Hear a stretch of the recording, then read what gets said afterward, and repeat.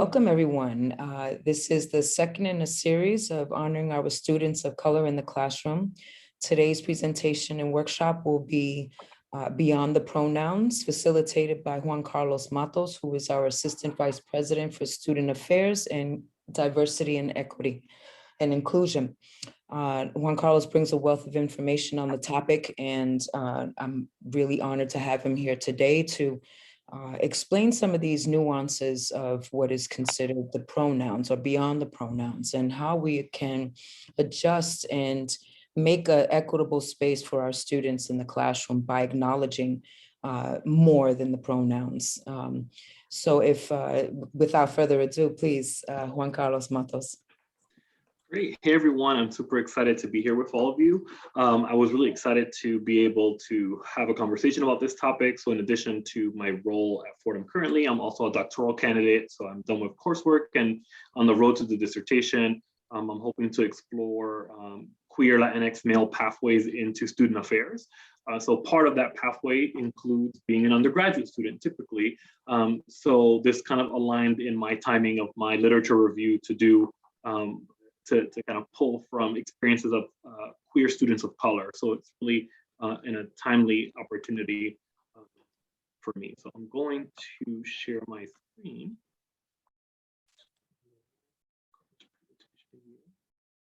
So are folks able to see the PowerPoint? Great, awesome. So one caveat, in terms of beyond the pronouns, it's really important to recognize that pronouns still do matter, right? Because I think it's something that even as we have conversations with students, it's something that we're not there yet, right? I think across the board, we're not there in a place where folks are consistently acknowledging and recognizing people's pronouns. But of course, we wanted to talk a little bit more in particular, how do we find this intersection for queer students of color? So these two flags are the progress flag and also an additional sort of flag that incorporates Black and Brown folks that sparked out of protests where Black and Brown individuals were being barred from queer spaces. And essentially that kind of moved into this inclusion of these flags. So some things that I want to share a little bit about myself in terms of my reflections as an undergraduate student. So being a gay Afro-Latinx Dominican, my pronouns are he, him, his. I was too Latinx for the queer club, but I was also careful to not be, quote, too gay around other BIPOC, so Black, Indigenous, and other people of color peers. And so much so that I was very involved in the founding of a Latino-based multicultural fraternity, but we then became the gay fraternity. Right, so we were kind of labeled the gay fraternity, which ultimately led my chapter to being closed down. We ended up not being able to recruit enough people to join the fraternity. But that was, again, an instance of homophobia that really was detrimental to our organization at the end, even though I received the Dean's Award for involvement in my Greek organization. So too bad for them. In terms of the classroom, one of the stories that sticks out to me the most was one of my creative writing courses, and I believe I was a freshman. So I was going through my own coming out process. I was born in the Dominican Republic. I was raised in Brooklyn, New York. I went to school at the University of Miami in Florida. So it was a really great opportunity for me to explore my sexual orientation, get really involved in different groups, and again, kind of dealing with this cognitive dissonance in these different spaces. But in the classroom, I had an opportunity in this creative writing class to explore a little bit of that. However, one of my gay-themed stories was critiqued and questioned. And at that time, even when I look back, it was too difficult to remember if the faculty member was critiquing the literary process, right, in the creative writing, or if they were critiquing the queer theme in my story as being cliche. Right, so it was something that till this day sticks with me. But at that time, I never even had a space to share that with someone or share that frustration with someone. So much so that I even remember taking a course towards like my senior year on human sexuality, and like queer identity didn't even come up. And I think I was excited to really jump into that class, and we really didn't dive into that topic at all. It wasn't really interwoven, even though I thought that would be a part of that conversation. So for today, I'd like to share a little bit of a review of the literature. Antonio Duran is an amazing scholar who I'm hoping to pull onto my dissertation committee, who did a lot of his work specifically about queer students of color. And this article, which was amazing for, again, my own growth, really did systemic literature review on queer students of color in higher education scholarship. So I'm going to share some of this information and kind of just have an opportunity for folks to share some feedback and just reactions to hearing some of this information. And then we also have a video with, again, some additional conversation points thereafter. So in his research, he looked at 68 pieces of literature, one book, which I actually have, which is excellent, and I participated in a symposium on queer people of color in higher education, 34 peer-reviewed articles, 21 book / monograph chapters, and 12 dissertations. And throughout all of the literature that he explored, there were 4 primary themes that were found, which I'll, again, be sharing with you all now, and things to take into consideration. So while some of the conversation focuses on co-curricular experiences, there's ways for us to really think about these in the classroom as well. So the first theme was coming out and finding sources of support. So this is a theme that was present in the literature. And in many ways, for students of color, the coming out process was seen as a private matter in comparison to their white peers. So that's something to really take into consideration about how that experience would be different for a queer person of color that's a student. We also saw that assigning sexual identity labels is a complex and ongoing journey. And then they also implore less than ideal labels, right? So that can vary with regards to students. And sometimes I've shared with folks, depending on how individuals fall within their identity development, they may not identify as queer and see queer as being a very white-centered identity, right? So that's something to take into consideration. And then another area that was seen across different racial and ethnic groups within Black, Latinx, and Asian communities, that there often is a decision to not come out in order to fulfill parental and cultural expectations or fear of being rejected from community. So whether it's saving face, or again, whether it's connected to any of these other commitments, those are some of the things that came out for queer students of color. And then continuing this and looking on the side of finding sources of support, it's shown that connections with fellow queer POC, queer people of color, and the presence of QPOC faculty and staff is extremely significant for these students. So really thinking about what that looks like. But it also can manifest itself in chosen family. Chosen family is a theme that's very strong and present in the research across all queer identified individuals. But when it comes to students, these are some of the ways that that manifests itself. So it's usually through clubs and organizations. In some cases, the creation of a QPOC organization can fulfill that need in a way that they don't have to be impacted by homophobia or racism in different spaces. But it can also happen in non-identity-based student involvement. So some of the things that were mentioned in the articles, one mentioned the marching band as an example, and another part of literature talked about social justice focused initiatives and activism spaces as well. So thinking about an office like the Center for Community Engaged Learning that brings students together in mission-based work, whether it's through the classroom or through other projects, these type of organizations can have, or levels of involvement can be just as important for queer students of color in regards to chosen family. So that's really important as well. So when we look at campus climate and navigating singular identity spaces, some of the issues that students discussed were that seeing white privilege as a coat of armor for their white peers, the white queer peers.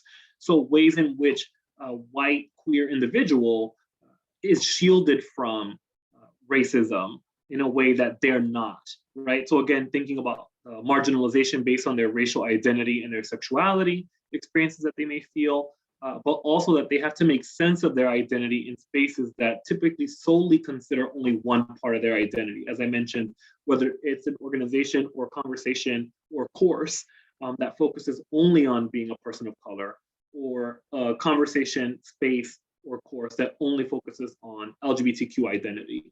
And those are things that are really detrimental to this population. This is, I think, where we as Fordham play a very strong role in ways that some folks might not think that we could. But the acknowledgement of complex individuality of QPOC students, right? So if we think about Queer Personalis, care for the whole person, to me, this small piece really encompasses that, right? That one size fits all approaches are likely to be unsuccessful and inappropriate, as they may only be tangentially related to particular challenges and needs of a specific group, right? So when we're trying to relate to students of color, queer students of color, if we're trying to bring voices into the classroom or onto campus, the acknowledgement or the existence of one set of identities is not always going to be helpful across the board, right? So we can't have a panel about queer identity and they're all queer men of color, right? Then that leaves out a large population of people whose voices and experiences aren't brought and centered. And that in and of itself isn't going to then, have like a checkbox that, great, now I kind of tackled this entire conversation. Looking at other identities that influence QPOC individuals' understanding of their self can include religion, gender, undocumented status, and socioeconomic status. So religion, I highlighted again, what role can Fordham play in that many students of color navigate their sexual orientation, their racial identity, and balance that with religion and spirituality and the challenges that come along with that. I know campus ministry has a lot of LGBTQ ministry, as well as a Prism spirituality retreat.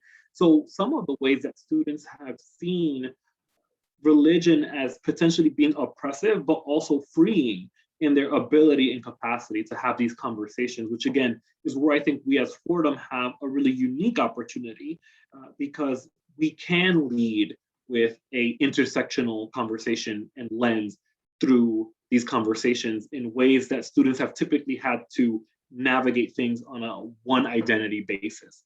And of course, thinking about gender, as I mentioned, in terms of if there's a panel of all men, are there trans identified folks involved in the literature? Are there female identified folks that are non-binary? How do we incorporate that with a number of different identities? Looking at a lack of resources and representation for these collegians and the power of having queer POC peers, faculty, and staff met with students having a difficult time in finding those individuals with similar identities, right? So while we recognize that having queer people of color, whether they're peers, faculty, or staff, are important and can have a strong impact on students, there's a difficulty in finding those individuals.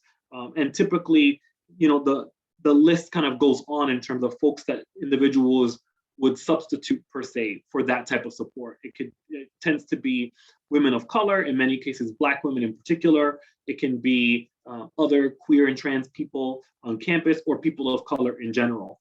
So it's an interesting sort of matrix of combination and support. The other piece that I think is important, and again, this specifically talks a lot about spaces in terms of co-curricular spaces, but I'd value to say that it also is probably impacted by things that happen in academia and in academic affairs as well, that campus programs rarely address intersectional experiences, right? So whether it's campus life offices, multicultural and women's centers, even though they run diversity programs, the literature has seen that they may not always be intersectional. And again, in a similar way, LGBT centers tend to be very white-centered. And that's, again, another thing. So it's all across the board. It has, the literature has shown that no one area is free from this trap of not addressing intersectional experiences. So as a queer person of color myself, and the leader of my department, that's something that I never want to ever see happen. So these are two examples of some of our speakers for our office. So in the fall, during our Indigenous Peoples Week, we had Alan Palaez Lopez. They use they, them pronouns and identify as Indigenous, Black, and Latinx, as well as, again, like I mentioned, non-binary. So we had this individual come to campus and lead a healing circle And coming up next week, we have Erica Hart, who uses she and they pronouns. So a Black activist who's also going to be a speaker. And we really incorporate this throughout many different aspects and really ensure that we're centering queer people of color and their voices, not just in one time of the year, right? So, and students have talked about, not in this video that we're going to show. Interestingly enough, UPenn had a really great video, but then it went private, I think, like last night for whatever. I guess they realized that Lisa and I were viewing the video and they were like, what's happening when they get private? But one of the things that was mentioned in that video is in the classroom, if there is an opportunity to incorporate queer voices, that it should also not be just in one module. It shouldn't be in just one day. That great, we're going to talk about LGBTQ people and then we're just going to keep moving on. It should be something that's interwoven throughout the academic year. But these were two examples from our office that I wanted to share with you all with regards to that. So before I jump to the video and dialogue, I just wanted to see, so I'll stop sharing my screen for a second to see if there's any thoughts, reactions. I know I threw out a lot of information, but I really wanted to share some of that literature because I think a lot of that is important and they may be things that people may have seen or may have not seen or may have heard or not heard. So yeah. Any thoughts, reactions? Yeah, go ahead. Andrew. So I have I've been taking notes and sort of thinking of questions as you've been talking, and this might actually, depending on your sense of placement, it might actually be better for at the end of your presentation. But I was in particular struck by the ways in which the sort of rhetoric that oftentimes kind of emerges from LGBTQ communities places a great deal of emphasis and a great deal of importance on the act of coming out and on certain forms of identification, right? The preference of queer as a sort of desired identifier over what are perceived as older fashioned styles of identification, right?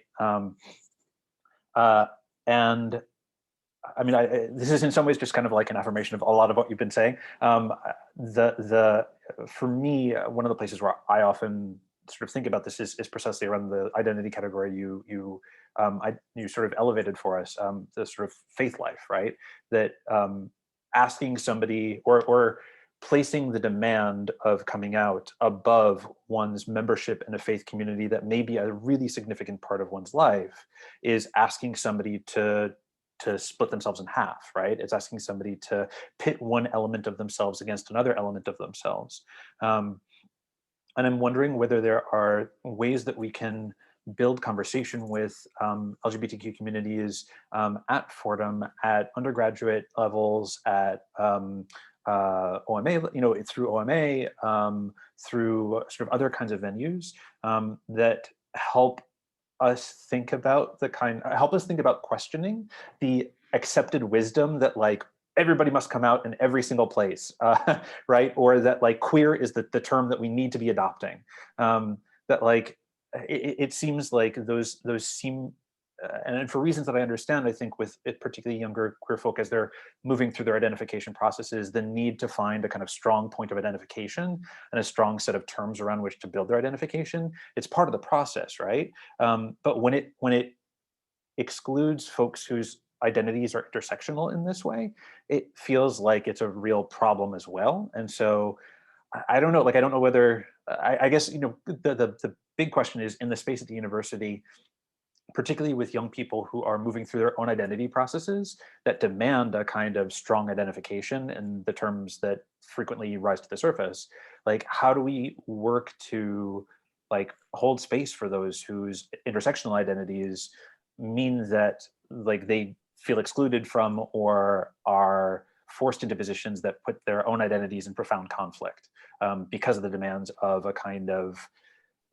I don't know whether you want to call it homonormative, but like there are ways in which LGBTQ communities develop normative languages and normative cultural practices. And so, yeah, it feels like it's a big conundrum that on the one hand, you want to affirm those students who are in their development process, but also you don't want to exclude those whose intersectional identities may be alienated by that development process. So I don't know really how to address that or think that through. Yeah, so some of my initial thoughts are that, at least in my experience being here at Fordham, is I really lead with where the students want to go, right? Because I think whether it's, and even like you mentioned, some parts of the literature talk about people, choosing to come out, and I think it's really having students lead you in these conversations where they want to go, right? It's not about, oh, well, coming out is great, you have to come out, you should come out, like, because of multiple, whether it's family, especially for students attending an institution like Fordham, many of whom are out on campus and aren't out back at home, right? So, and some of that might be connected to financial means, some of that might be connected to whether or not they may or may not end up being homeless, right? And so there's a lot of folks that have to make those decisions, similarly, like you mentioned, with regards to religion. So I'd say the opportunity of creation of space is really important, right? So whether it's incorporating space in literature, incorporating space through programming. Again, I mentioned earlier that campus ministry, some of the students that have participated in the Prism Spirituality Retreat have been like amazingly transformed, right? And that's one of the few spaces that they've ever had to have conversation about faith and spirituality. Father Massingale is amazing, right? So like there's tons of videos and things that he's done, and he's really a leader in a lot of this work. And we actually, this year in particular, right, this is some of this kind of all coalescing. We had Father Marcotte initially be a component of our LGBTQ and ally network of support. And he's come in to talk about Jesuit spirituality, but at the ask of folks to be even more intersectional in the content that we were providing. And I was like, well, not on my dead, like, we're not gonna not have this be a critique of my program. So we actually invited Father Massingale to now be the sitting presenter, right? So he talks about being Black, queer, and being of faith, and talks about those challenges and what that looks like. So I think as folks are thinking about in-course content, as folks thinking about, out-of-course content, co-curricular content, having individuals, having panels, having spaces where these exact conversations can be hashed out by individuals who have lived through these experiences, I think provides them that opening for students to understand that, like, I don't have to identify in this particular way. I don't have to come out in this particular way. Or I could come out and then I could find faith tradition and practice that, right? Because so many of our lived experiences as queer people of color are connected to one another in different ways, right? So as you build and create that space, people then follow, right? And it's not even necessarily in a way where they, I'm trying to think of a way to do this. I want to make sure I don't out the student.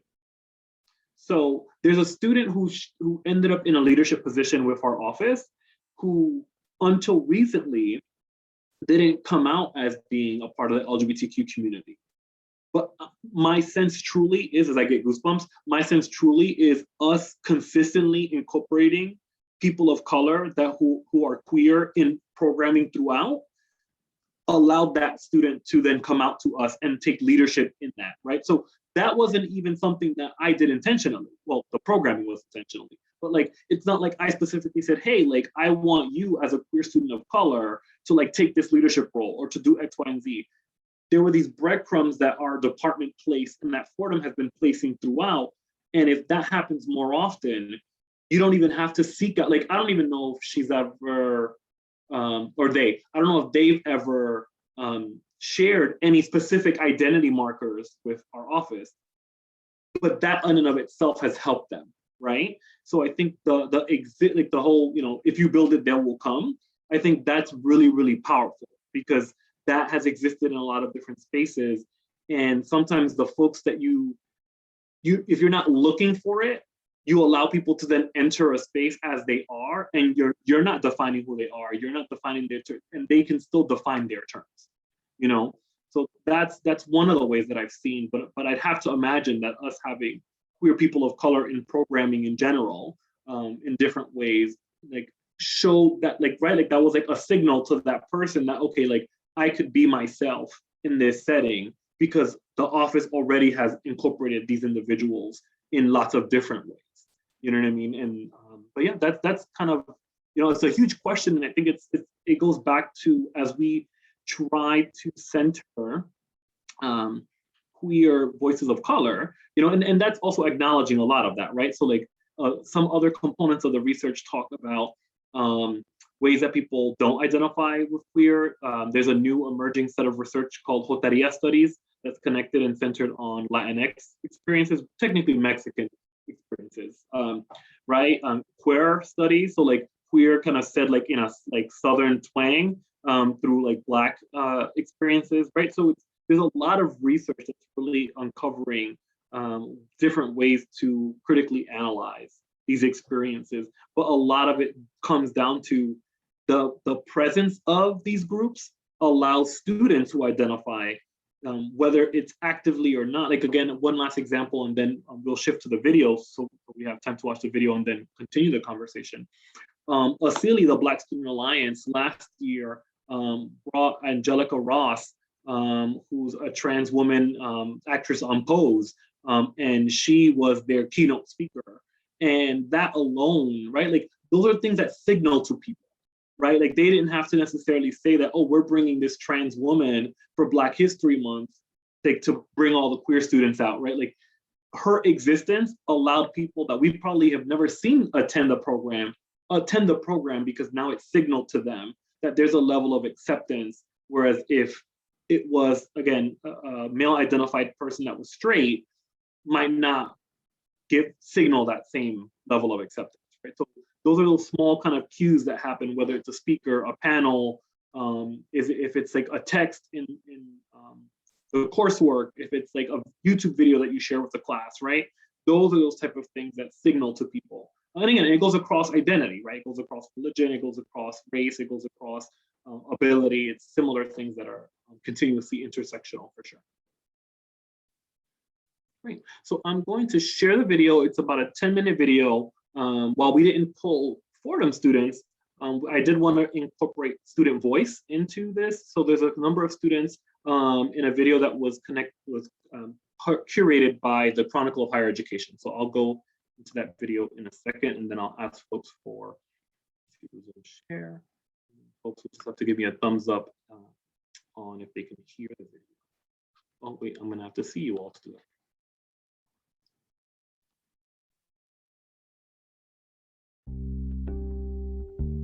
Is there sound?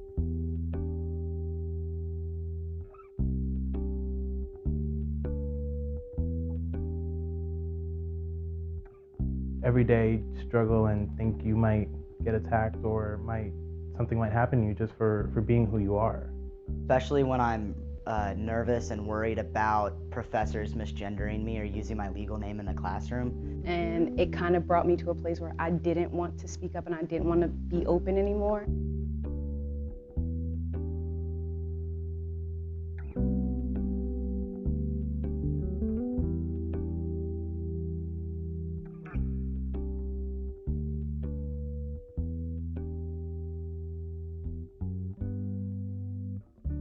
It's a big box to unpack. I identify as gender fluid. Queer or pansexual. Queer trans man who is also Christian identified and white. I identify as a dom or masculine of centered. A trans male. Pronouns are she, her, or kid, at which I made that up with 2 Ds. I've chosen masculine for the time being. I'm trying it out. Poly, pansexual, transsexual, Gender fluid.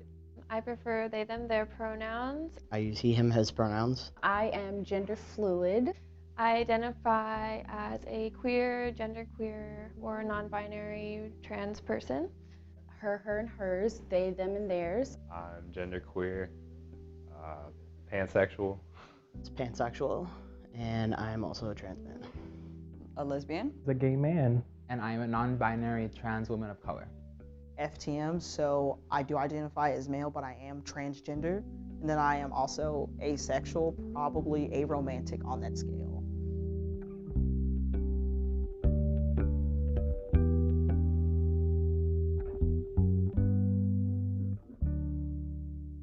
Preferred gender pronouns are a big thing. We are constantly worrying about being outed in classrooms and encounters. Our school isn't set up so that we have preferred names or preferred pronouns on a roster that a professor gets. So what do you prefer to be called, or what if you're masculine centered presenting, do you identify as trans or lesbian? Do you have a preferred gender pronoun? Getting your legal name changed is really hard or expensive to do, and it's really out of my budget. If someone who's trans doesn't email the professor beforehand and say, hey, I know this is what it says on your roster, but actually I prefer this. And so you're essentially coming out every semester. Before I had my legal name change was that before all the classes, I would end up emailing my professors and being like, can you call me this name? Can you use these pronouns? And if you don't email them beforehand, you have a really awkward situation on your hands when they call roll. Every day it's scary to just be in class not knowing what people are going to say. When my professors don't notice that I have a preferred name listed in the university registry, it can be very anxiety inducing to wonder, oh, what's going to happen on that first day of class when I'm outed? What are other students going to say? What is the teacher going to say? People need to know that if they sign up for certain gym classes, that they will be able to go into the space. It's best for them, and they need a system to where people can get preferred names on their ID cards and being able to go into a classroom the first day knowing that your birth name will not be spoken. My school does not have a preferred name policy, so a lot of times I feel uncomfortable talking to teachers or other students, or even submitting assignments because it's not the name that I identify with. And some of them respected that and some of them didn't. And the ones who didn't, I immediately just totally checked out of their classes and just sort of did the bare minimum to pass. There have been classes that I've skipped intentionally because I don't feel safe going. There have been times where I've offered, I guess, a sort of different perspective on, normal gender role ideas and, that kind of thing, and it was kind of met with big backlash. Advisors sort of tried to make a safe space, but at the same time, I don't feel comfortable and supported to be myself in those situations. So sometimes when we're dealing with sensitive issues, I have kind of trouble. A teacher misgendering me, like, oh, good morning, sir. Or, students passing me, what's up, man? Things of that nature. Before I came out as gender fluid, completely misgendered. But when I encompassed the gender fluid, it made it easier for me.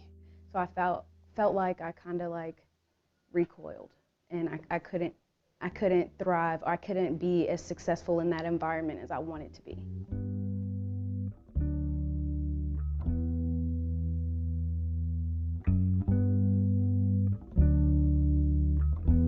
There are instances where I feel unsafe, mostly because they're unmonitored or it's just not very populated.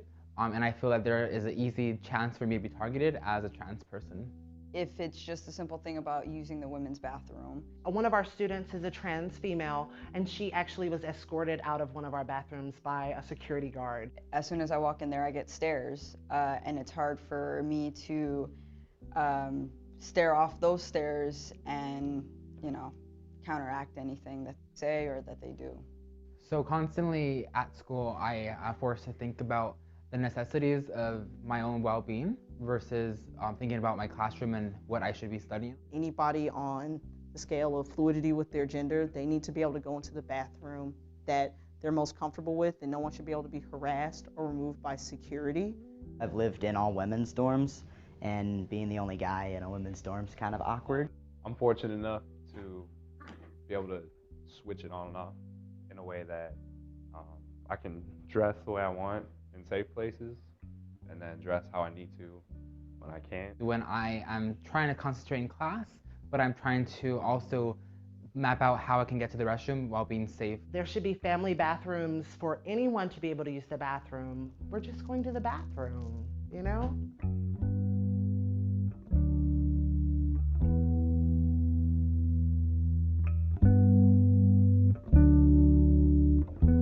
There's a lot that needs to go into my campus. A lot of more acceptance. Housing has not made much progress. I've created an entire proposal. Always feel uncomfortable in spaces where people start mentioning how they date and they have sex, not because they're being, prejudiced against me, but because it's something I don't understand. The person that I was communicating with no longer works there, and they haven't filled the position, and they told me just to basically wait until they could fill the position. I wish HBCUs were more open to supporting or having resources for LGBTQ folk. Being in the Bible Belt is something that honestly affects me because I am a religious person, but I also support gay rights 100%. During gender studies, they try to get some of us, me included, that are in part of the LGBTQIA community to sometimes even speak out and try to teach the other students. I feel that this is wrong. Why should we ask students to tell their personal experiences? It's just ignorance, it's just a lack of information flowing because they don't have a resource center. Once people leave, it's like as if we were never there. Once the advisors leave that actually direct our community, it dies out. Like nobody's there to pick it up and say, okay, let me just keep on going with this.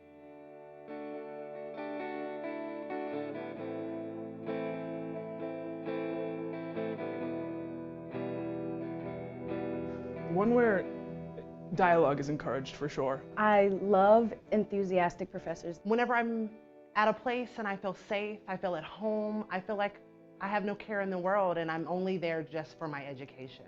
And that's what the whole purpose of going to college is for, right? Hands-on environment. 100% hands-on. It doesn't really matter who I'm with. I love something that you have to really investigate and think about. I love analytical and critical thinking. So once we can open up the floor, we can talk about it, everybody's free to discuss, and we bounce ideas off of each other. That's a great learning environment. He makes me feel really comfortable about who I am as a person and what I identify as. I definitely look forward to classes that are inclusive right off the bat. So if a professor goes out of their way to make sure to establish a safe space, to establish an inclusive space, I definitely will look forward to coming back every day and learning what I have to learn in that class.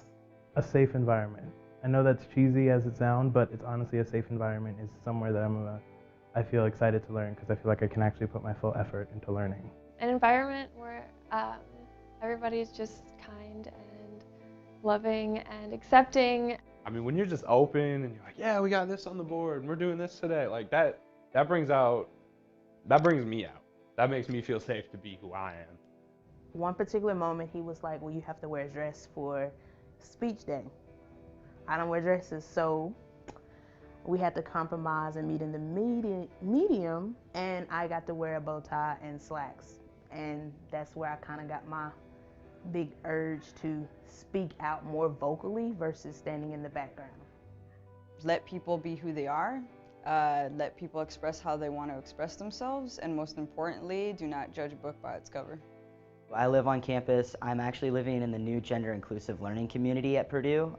It's very small right now, but we're hoping to make it bigger. But I'm really excited about it. It's gonna be pretty awesome. An environment where I feel supported and where I feel like I can grow and be nurtured and be validated in all aspects of my identity. Allowing us to tell you who we are makes us feel safe as students. It makes us feel like we can learn in your classroom. It makes us feel like we can come to class. Have a peek inside of the way the world works for us, and let them know that we are a part, and we're not separate, we're here.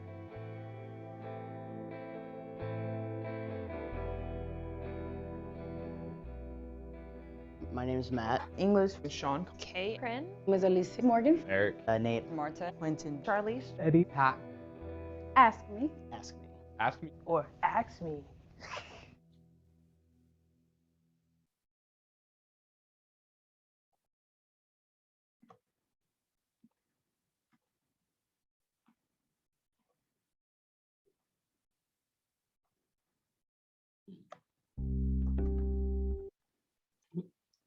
All right, so I'm gonna just share the last couple of slides, and then that way I can stop sharing and then we can kind of continue the last part of the conversation. So a couple of questions to take into consideration, things to explore.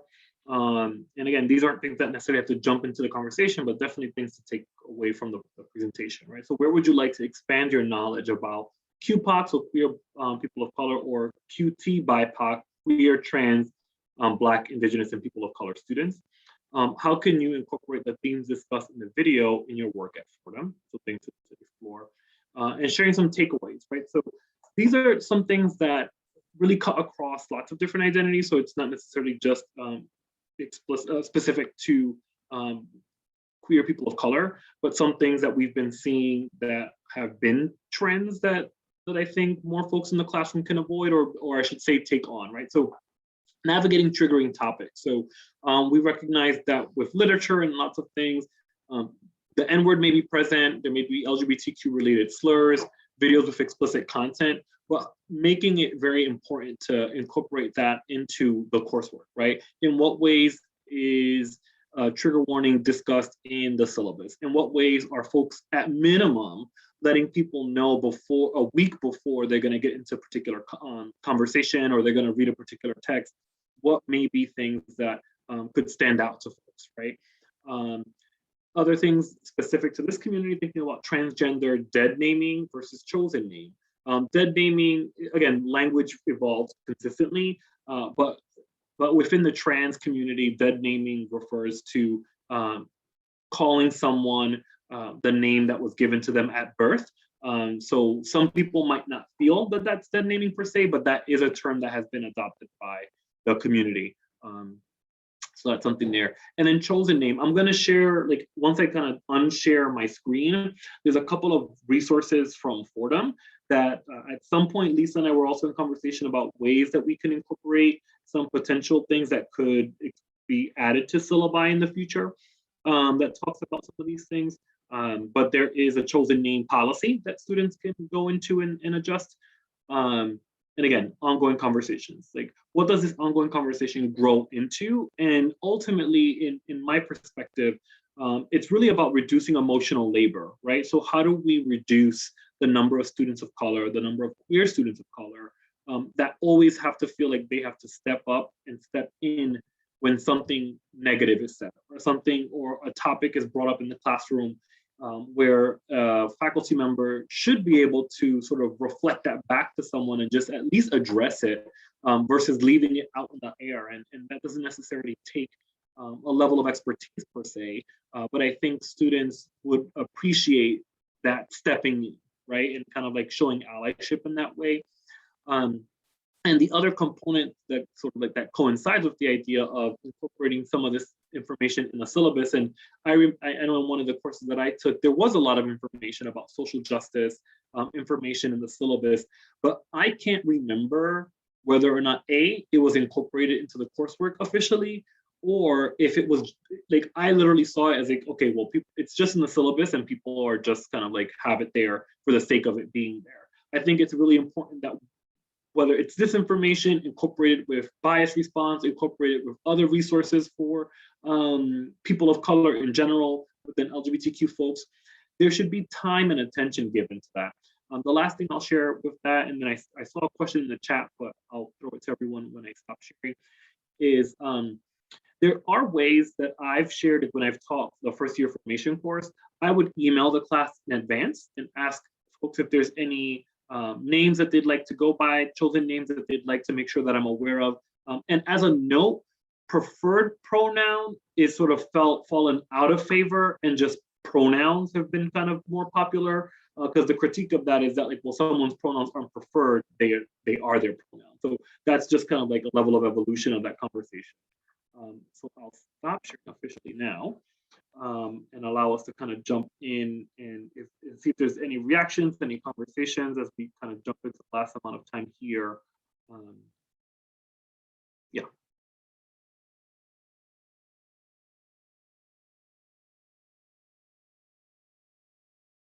Any thoughts, reactions, reflections? Anything that people might be excited about to potentially explore as they kind of transfer?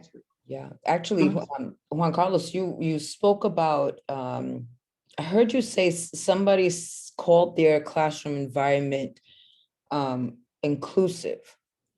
And it just hit me that I'm wondering if that is part of the language for syllabi and faculty, for faculty to consider, depending on what they're teaching, and so maybe that's an area to explore with faculty teaching certain subjects, that they could actually put on their syllabus, this is an inclusive environment. And any behavior to the contrary will not be accepted. Like that language might be a little loose, but in general, I'm wondering if we could use some kind of, if there's faculty we're interested in doing that.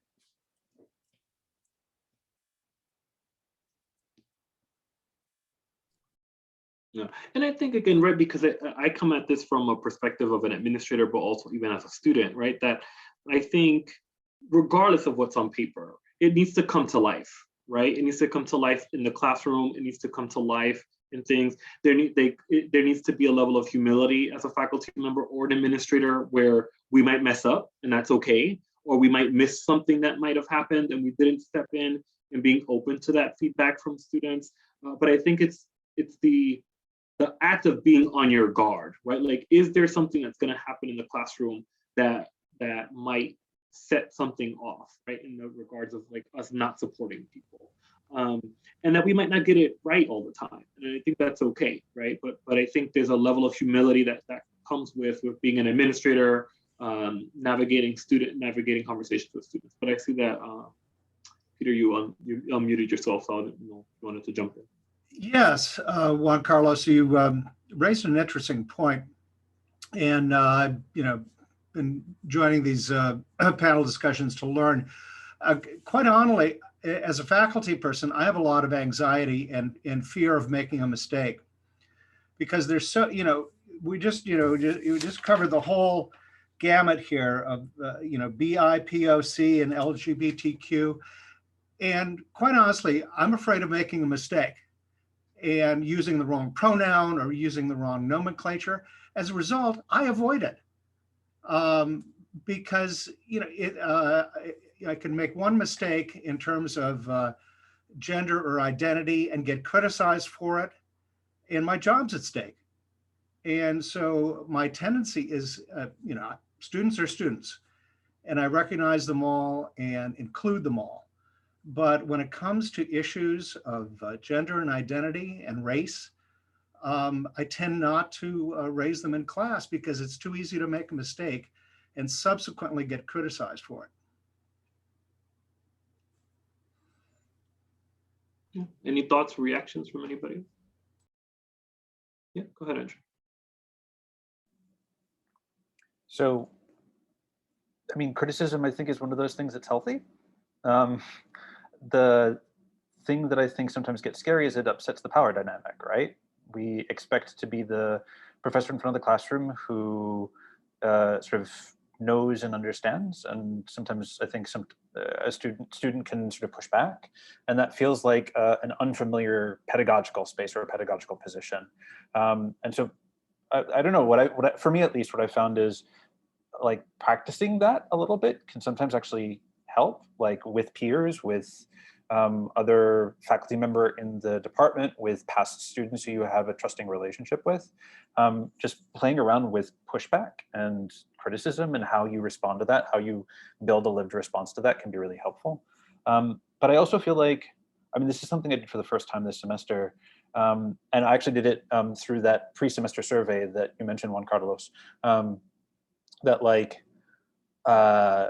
I sent a pre-semester survey to my students asking them to write down 3 ground rules that they'd like to observe for the class. And then I compiled all of those before the first day of class, edited them to sort of give them shape and sort of coherency, and then presented to them that list of ground rules on the first day of class, and then gave them as a sort of assignment for the second class meeting to read and comment on that set of ground rules, and invite them to add, adjust, shift, change. And that practice of setting a bunch of ground rules, one of which was assume positive intent, which is useful one, right? Like assume that in the space of this classroom, everybody is intending to do the right thing, even if they get it wrong.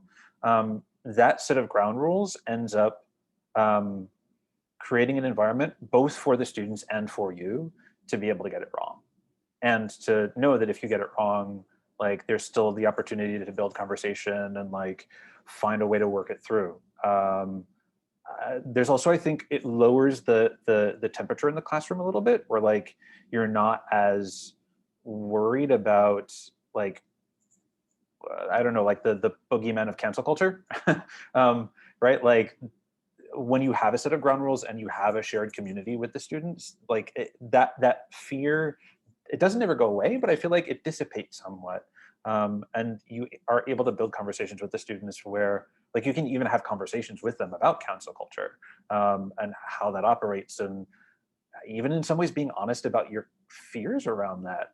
I don't know, like I feel like the more honest we can be with our students, it may feel weird and decentering and kind of upsetting the dynamics that we're accustomed to in the classroom, but like the more human we are to them, the more human they'll be towards us, right? Like I don't know, that feels, those are some of the things that I feel like I've seen circulating that I've tried to incorporate into my practice that have felt productive and helped me build conversations that I've found enriching both for them and for me.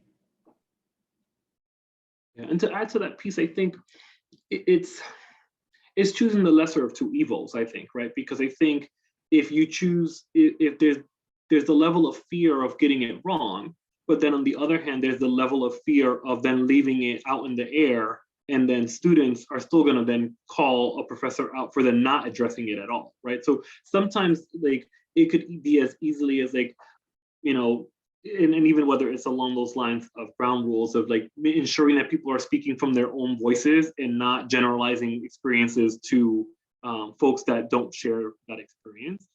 It could be sometimes naming what happened, you know, I feel that the classroom is really tense right now. So I think everyone should take a moment to reflect on what was said. We may not, you know, if someone wants to share, we can share. You know, like I think sometimes it's just naming the situation and not necessarily having to go into it feeling like you now have to then, you know, do a literature review of 68 articles and, you know, like over the past 20 years of LGBTQ identity, right? I think students are just looking for the capacity of a faculty member to step in, more so if something very like explicitly homophobic is said, or transphobic is said, or racist is said. My sense from the things that students have spoken with us about, it's rarely like an individual that doesn't necessarily just not know what that is, and seeing what Dr. Gaffney just threw into the space, I think is helpful too, right? So there's opportunities for guest speakers, for other practitioners in the classroom. And then I even offer up that things, you know, my office has a very low budget, so YouTube is my friend. So a lot of times, like TED Talks and things of that nature, you know, being in the doctoral space, but prior to doctoral space, I was a nerd anyway. So like articles, things of that nature, right? I think we can utilize individuals and their lived experiences in our fields to tell that story for us. And then people can then respond to that information or have that conversation with that individual. And then my challenge to everyone in particular, a lot of times you see this conversation in STEM, like, oh, but that doesn't directly connect to us, or math doesn't connect. There are very few people of color in math, science, technology. So the reason why we have this issue is because everyone continues to say that, well, that topic has nothing to do with my field. It does. It doesn't necessarily have to do with 1 + 1 = 2. And I joke with everyone, and everyone says, well, 2 + 2 = 4. I'm like, yeah, but 1 + 3 is also 4. And then let's hit some negative, like 0 + 4 = 4, right? So I was like, I took calculus. I got some calculus in my background, right? But right, like it's how do we think about things in a different way? Because 2 + 2 isn't the only way we get to 4. You know, we could even start throwing in, you know, 1x + 2 = 0. Like I'm not, you know, that probably doesn't equal 4. But right, it's thinking about there are mathematicians and scientists that are people of color or queer people of color that probably have done research or have spoken in conferences or different places. It's us building the capacity to understand that the content doesn't necessarily have to only be, the ABC of the course, right? Like there's supplemental things that we can do, and it's about expanding our understanding of like what's important to the classroom. And sometimes what sticks with people isn't necessarily the 2 + 2 = 4. Sometimes it's seeing a queer person of color who is a mathematician and won a Nobel Peace Prize. I don't know, I'm just throwing all of that out there, right? But like seeing that people exist in certain settings allows for folks to see themselves. I went to school to be an engineer originally, and the only thing that would have kept me in engineering was the fact that I was a part of Latinx Engineering Association. And that was the best part of my engineering experience. Clearly, I'm not an engineer, but seeing yourself in these things, and even if it's really tangential, right? Like just seeing that come to life is much more impactful and sustainable with students than seeing the course content as only being this and how none of these topics impact any of these things, right? There's scientists and folks that help develop theories and things that we utilize now that we don't center the fact that there were many Black folks, Indigenous folks, and people of color who created some of the things that we're utilizing now. So that's just another kind of example in terms of like centering people of color in those settings for sure.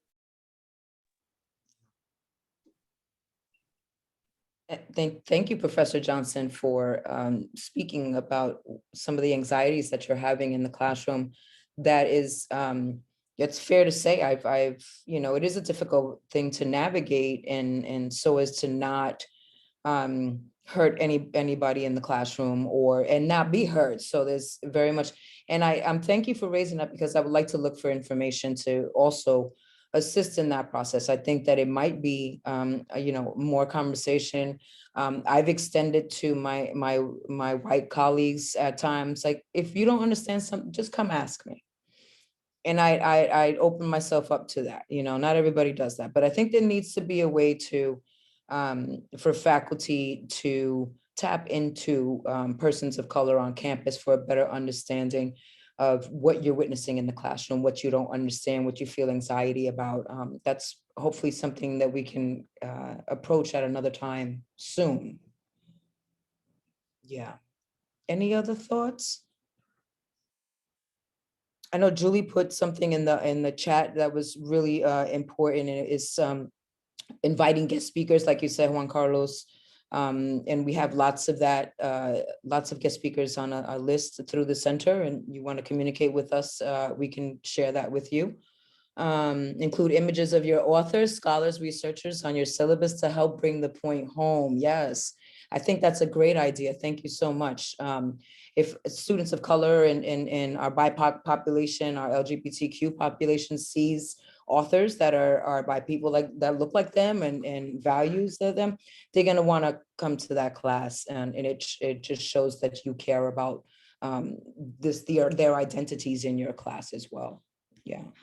And then I'll further that, and I know we're at time, but between the CBO's office, and Fernald is doing a lot of work in this area. Even participating in this is a big step, right? I think seeking out additional opportunities, and in particular thinking about, as someone who, like, I'm obsessed with conferences, but like I might be presenting at one, but going into like this work, I guarantee you, is being done and explored in your field of work. Right? Like it exists, it's out there, it's somewhere, and sharing that with other colleagues and seeking out those opportunities to then join scholars in this work, right? Because a lot of this is happening, and even a lot of the literature that was pulled from in that literature review, much of it didn't come from higher education. A lot of it came from social work and came from other disciplines.